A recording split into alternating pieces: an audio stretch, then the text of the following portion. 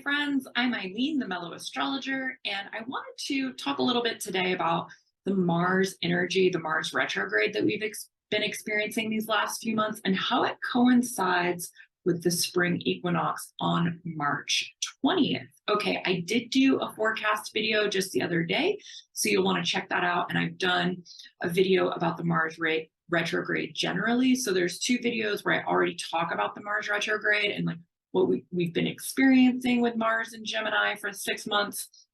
And so if you want to get more details there, head over to those two videos, which I will link below. But what I want to do specifically in this video is talk about how Mars is going to be in contact with Saturn in Pisces toward the end of March. So you know probably that 2023 is a huge year for the astrology. There is so much that is changing. And as we talk about the big changes like Saturn moving into Pisces or Pluto moving into Aquarius for a few months, Mars is kind of getting overlooked here, partly because it's a personal planet and it moves very quickly, it orbits very quickly. But I think it's significant. I talked about this in my forecast video that we had 2 retrograde planets at the beginning of the year, especially since Mars only retrogrades once every 2.5 years. So having him retrograde at the new year is significant. But if we look at, okay, so Mars has been in the sign of Gemini for 6 months. That's like 4 months longer than is normal. So right there, we're already having a different experience of Mars than we normally do. I'm not going to talk about the archetypal symbolism of Mars so much. I'm anticipating that you already know a little bit, okay? Mars was actually in the sign of Gemini dating back to August 20th. That's when Mars ingressed into Gemini, okay? Now, he hit his shadow period on September 3rd and will be in his shadow period again after the retrograde until March 15th. Okay, so let's break this down. Mars enters Gemini on August 20th. Very soon thereafter, on September 3rd, he enters his pre-shadow period. He then retrogrades on October 30th through January 12th. Okay, 2.5 months retrograde. And then he has another 2 months post-shadow period from essentially January 12th through March 15th. This is significant because even though Mars has already stationed direct as of January 12th, we're still getting these retrograde energies, right? He's once again, if you don't know what the shadow period is, the pre-shadow, it's the degrees of the zodiac that a planet travels through prior to the retrograde, okay? But it's those degrees that he will then travel back through. Same thing with the post-shadow, okay? It's the degrees of the zodiac that he travels through again.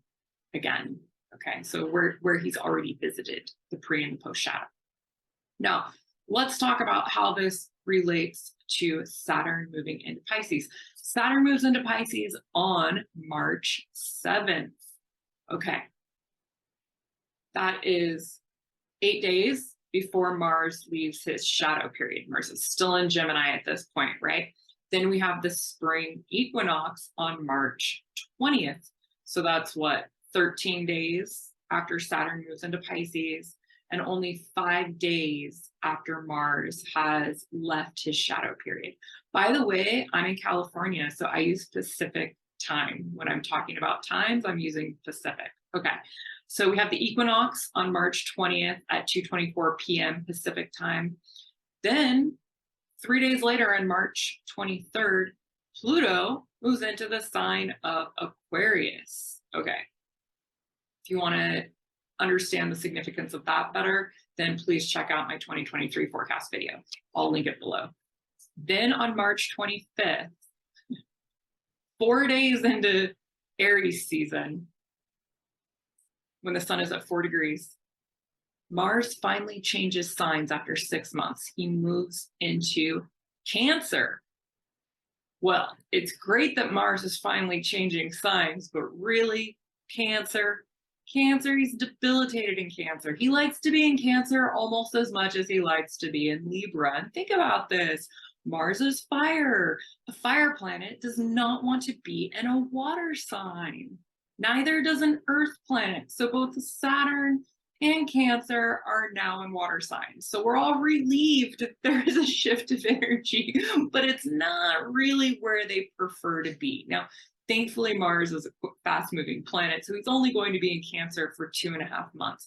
But the reason that I'm bringing this up is that Mars enters Cancer, and then very soon thereafter, on March 30th, so Mars enters Cancer on March 25th.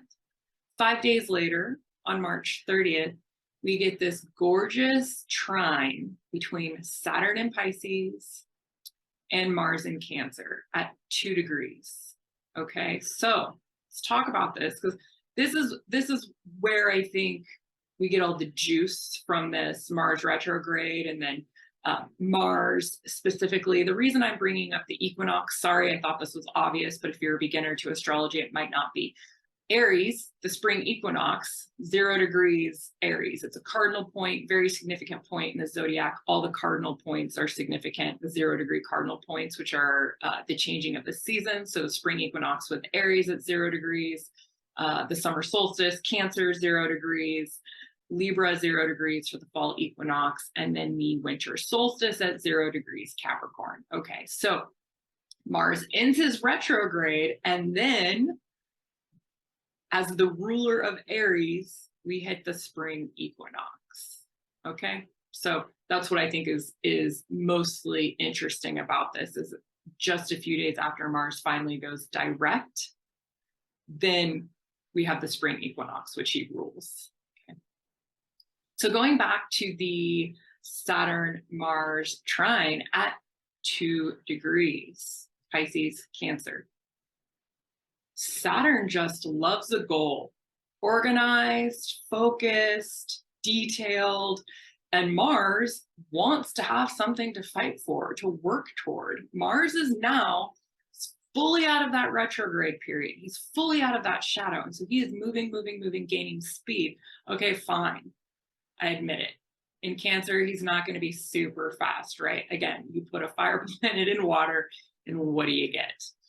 However, with this trine to Saturn, what we're going to see is a great deal of focused or harnessed energy. So what I would love is if you could think about the last few years and the last few months, particularly with the Mars retrograde, which I personally found to be incredibly dreadful, as did most of the people close to me. This Mars retrograde was really, really difficult beyond the telling of it.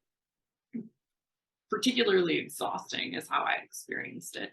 And the tail end of it created a lot of apathy and discontent. And then we had all of these storms ravaging the country. And in the region where I am, we had excessive flooding, etc. So really difficult during the Mars retrograde period. I'm not blaming that on the Mars retrograde, just saying during, having a lack of energy when all these other things was happening, it perpetuates the feeling of being in a rut. So now we have the planet of action and the planet of achievement in harmonious contact with each other. How do you want to use those energies? What do you want to do? From the last few years and the last few months, what is percolating for you? What do you want to see change? We are no longer under the influence of this Saturn-Uranus square. Praise Jah. I'm not even joking. Not even joking when I say I will be popping open a bottle of champagne on March 7th, when we are fully out of the square, not just by degree, but by sign. That Saturn-Uranus square, which is the underpinnings of this 2020 trilogy, along with, of course, that Saturn-Pluto conjunction. So now there is more energy for progress. And you've now had all this time and reflection to think about what's not working, what you want to see work, what you want to keep, what you want to do away with, who in your life works for you, who in your life doesn't work for you. And now you can do some reinventing of sorts, okay? How do you want that to look? What do you want to see? This is excellent energy for jump starting.